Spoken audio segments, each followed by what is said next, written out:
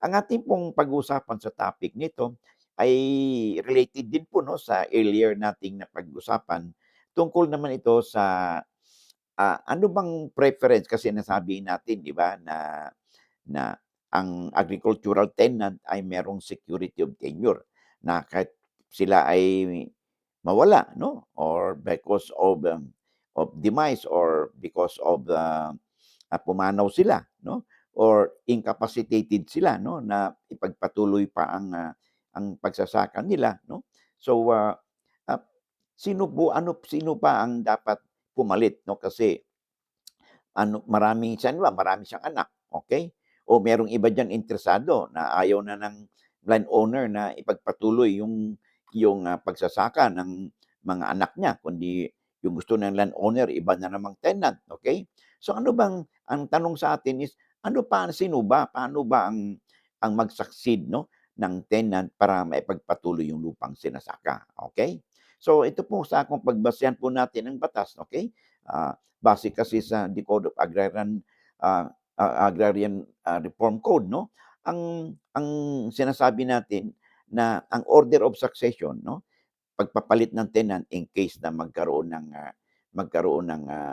magkaroon ng tinatawag nating, ah, vacancy kasi nagkaroon ng incapacity o kaya in case of death, sino ba ang dapat papalit, okey?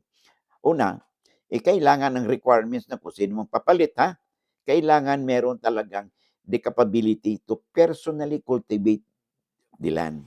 Itong sabi po ng batas to personally cultivate the land. So, halimbawa, ang sabi ng batas, halimbawa, pang isang tenant ay pumanaw o incapacitated dahil halimbawa na-stroke, hindi na pwedeng magtrabaho, no? Sino ang pwedeng papalit? Sabi ng batas, una, the surviving spouse. Kung kaya niyang mag-cultivate ng personally, okey. Kung hindi kaya ng surviving spouse, sino ang susunod, okey? Siyempre yung pinaka-eldest po na anak nung tenant. Kung hindi po puwede yung eldest na tenant kasi ang requirement po kasi ng batas ay personal cultivation. Kung meron siyang panganay na anak ay ay ayaw naman magsaka dahil gusto magtrabaho sa iba, okey? So, hindi siya qualified dahil walang personal cultivation, sino susunod? Yung sunod po ng anak 'no, na sunod dun sa panganay. So, it could be kung ayaw ng pangalawa, it could be yung pangatlo, pang-apat, in the order of their birth 'no, puwede po yun, puwede. So, yun ang papalit. Ngayon, may tanong, paano kung minor de edad pa? Wala na ibang magte-take over kundi minor de edad pa. Yung anak, puwede ba siyang maging tenant? Puwede po siyang maging tenant 'no. He will be represented by a guardian. Siyan muna 'no. Pag medyo ano na siya, of legal age na siya, okey, ay at least 15 years old 'no, ay puwede na siyang magsaka. Puwede rin po yun, okey. Ngayon, so yun po ang preference. Ngayon tandaan po natin ang may-ari po ng lupa halimbawa ay nag-ano, pumanaw si tenant, siyempre hindi po puwede yung, hindi po puwede yung asawa niya o kaya, meron pong karapatan ang landowner na mamili, oh. Within 30 days po na dapat mamili yung landowner kung sino doon sa tenant 'no, at saka sa kanyang pamilya ang maghahalili do'n sa tenant na either incapacitated na or pumanaw na. Meron po siyang karapatan nito. Kailangan ma-exercise niya ito ng may-ari ng lupa within 30 days 'no, from the time na nagkaroon ng incapacity yung tenant o nagkaroon ng permanent incapacity or nagkaroon ng death doon doon sa lupang sinasaka 'no. Ngayon, ang timeframe niyan sabi ng batas, 1 month or 30 days from the time na nagkaroon ng, death or nagkaroon ng permanent incapacity ng tenant, okay. So, ang mamimili po niyan tandaan po natin, it will be the landowner. Ngayon, 'pag hindi na nakapagpamili yung landowner within that period as prescribed by law, dito na ngayon papasok yung tinatawag nating, default rule. Ano yun? Dito na mag-ano muna yung ah, the surviving spouse, kung hindi puwede yung surviving spouse, yung kanyang panganay na anak. Hindi puwede si panganay na anak, ay yung kanyang, sunod na pangalawa, pangatlo.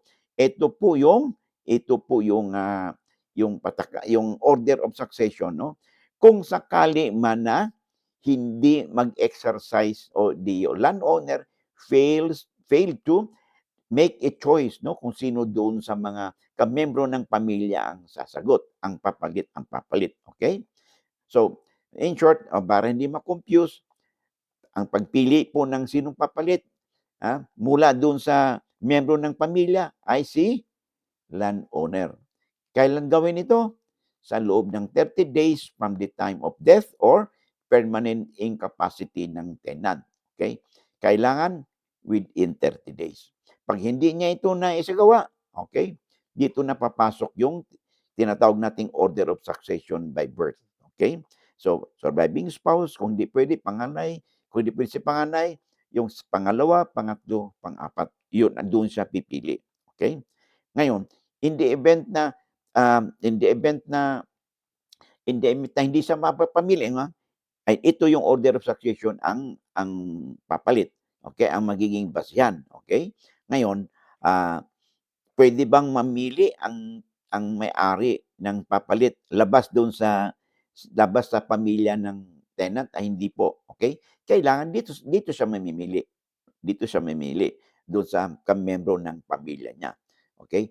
Kailangan lang ay within 30 days gawin niya 'to. Kung sino yung kanyang pipiliin doon sa miyembro ng pamilya, yun ang magiging kapalit, 'no? So, halimbawa nagustuhan ng may-ari yung bunso na na papalit, 'no, sa loob ng 30 days mamili siya, puwede ba yun? Yes, kasi meron siyang right na mamili.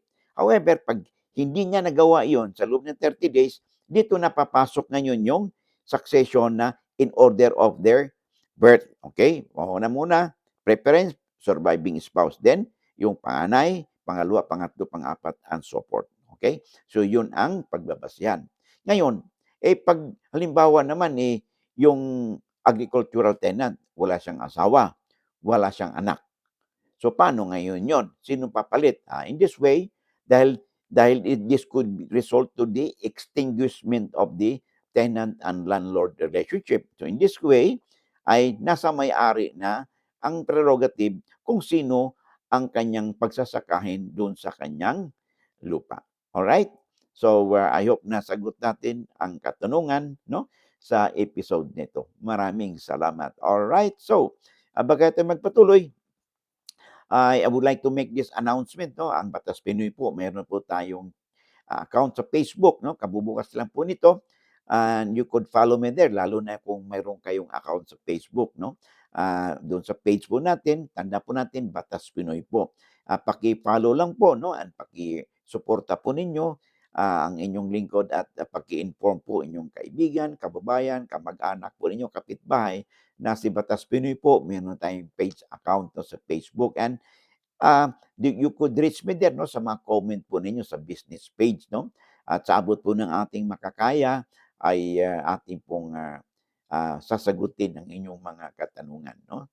Maraming salamat po. Of course, I would like also to make use of this opportunity, no, na mapasalamatan po ang ating subscribers, viewers, sharers, and likers po sa ating uh, sa ating platform dito sa YouTube, no? Because of your support ay nagkaroon po tayo ng motivation, no? Inspiration para ipagpatuloy ang ating advokasya na mapagbigay pa ng karagdagang legal na impormasyon sa ating mga kababayan. They could be your friends, your neighbors, your relatives o kakilala po ninyo. At upang sila din ay may mapulot po, no, sa ating mga pinag-usapan. Sabi nga natin lagi ay lamang na ang may alam sa batas. Of course, can I also make this appeal kasi sabi po sa datos ng YouTube, ay more than 60% po ng ating viewers ay hindi pa po subscribers. So kung isa po kayo doon, hindi naman po siguro kalabisan na ako po hihirit po sa inyo ng isang subscribe, isang share and like po, no? Upang sa ganun naman ay mapalawig pa natin, no, ang ating advokasya at mano po tayo ng algorithm ng YouTube. Okay? at marami po tayong mare-reach na mga kababayan natin, 'no. At sabi nga natin, they could be your friends, your neighbors, your relatives, 'no, o kakilala ninyo upang sila din ay may mapulot sa ating mga pinag-uusapan. Of course, 'no, ah I would like to thank also yung mga hindi po nag-skip ng ads. Thank you very much. And of course, don't forget, no, paki-click po ang notification bell upang sa gano'n, pag meron po tayong bagong updates, you'll be duly notified, no? At wala po kayong mamimiss na episode. Sabi nga natin ay, lamang na ang may alam sa batas. Hanggang dito muna tayo, no? And looking forward, no, to see you again in the next video po natin. Maraming salamat and God bless po.